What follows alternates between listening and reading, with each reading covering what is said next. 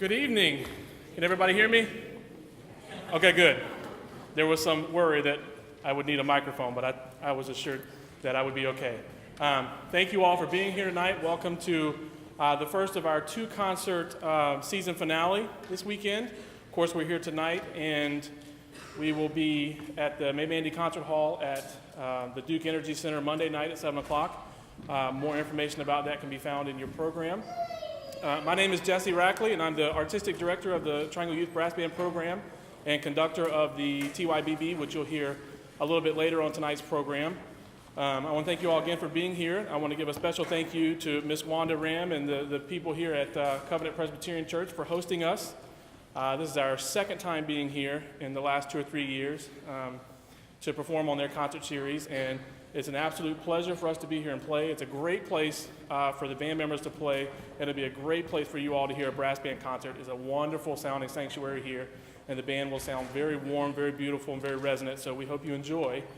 Tonight's concert is entitled Between Earth and Sky, and the bulk of what you will hear will be in some way, shape, or form based on some element of nature.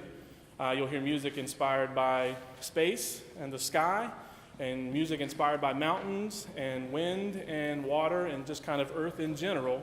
And it's a very exciting program. It's very fun for the performers to prepare and put together, and it should be very fun and exciting for you all to listen to tonight. So thank you again for being here, and without further wait, please welcome the Triangle Youth Academy Brass Band and their director, Mr. Matt Edwards.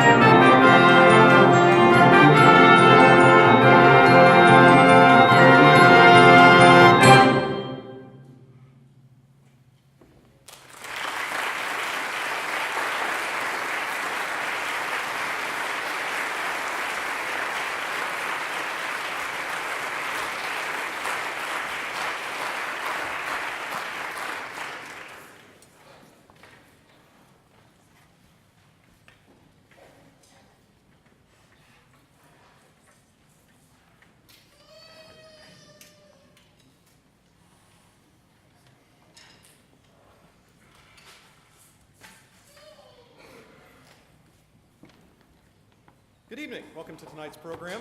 Jesse Reckley introduced me. I'm Matt Edwards, director of the Academy Brass Band. Thank you so much for being here this evening. We start with a piece by Peter Meechan called Sentinel, written with the idea that, I believe in the notes he says, the idea that the stars are somehow the guardians of the sky. So take of that what you will. It has a very kind of movie music quality to it. So there's probably your own story you could fit to that and work it very, very well. He just kind of leaves it rather open-ended. The second piece is much more grounded in the earth. And is a piece by British composer Peter Graham called Northern Landscapes, inspired by different locations and scenes around the north of England. So the four movements of the piece are called Industry, and I better look so I don't screw this up. Always a bad idea. Industry. The second movement is Seascapes, very lyrical, very beautiful. The third movement, Earth Dance, refers to the coal mining industry, which has been a backbone of the British industry for many, many years. And then Flight is aircraft. So you'll get a little bit of a taste of some of the industries, some of the landscapes that you might see or hear if you were to visit north of England. So enjoy Peter Graham's Northern Landscapes.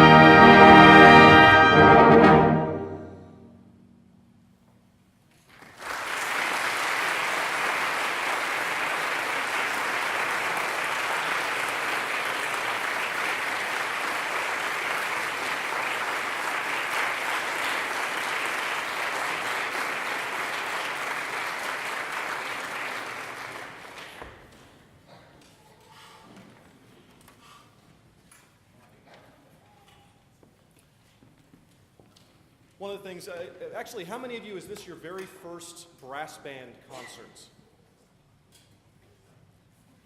Kids in the other brass band are like, it's my first one. Okay, so we've got an audience that's familiar with this. Do I need to? Okay. Wanda says I do, so I've only met Wanda tonight, but I can tell she's not a woman to be trifled with. That's how it works. So at any rate, well, it looks like we've got an audience that's very familiar with this, which is great. Northern Landscapes was originally composed to be what's called a test piece. And you can tell that it kind of takes us on that geographical tour we talked about earlier. But the other thing that makes it particularly challenging is not only the length for the band, multiple solos and those kind of things, and many different sort of stylistic and technical challenges, but it's also a piece that's written to have little challenges throughout the band. Sometimes has an instrument play out or be featured that you might not hear in other works or things like that. All of a sudden, I don't know, the second tenor horn has a little solo out of nowhere, which is not something that often happens, and test pieces are exactly what they say they are. They're there to test the players, as well as hopefully be a good experience musically for the players and for the audience. So hopefully enjoy Northern Landscapes.